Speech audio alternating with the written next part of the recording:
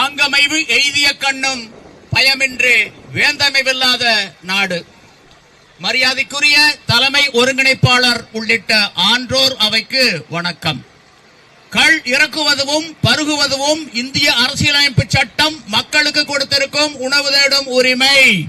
மேலும் இது உலகளாவிய நடைமுறையும் ஆகும்.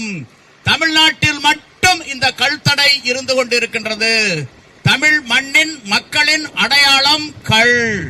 அந்த காலத்தில் சங்க காலத்தில் அரசர்களும் புலவர்களும் ஆண்களும் பெண்களும் ஆன்றோர்களும் சான்றோர்களும் உடன் அமர்ந்து உண்ட உணவின் ஒரு பகுதி கள்.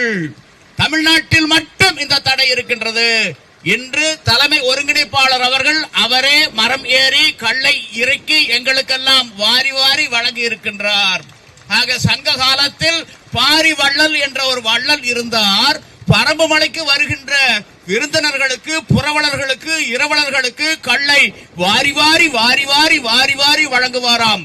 அப்போது வழங்குகின்ற கள் சிந்துமாம். சிந்துகின்ற கள் அந்த பரம்புமலையில் இருக்கக்கூடிய குன்றுகளை எல்லாம் உருட்டி கொண்டு போகுமாம். இது புறநானூற்று பதிவு.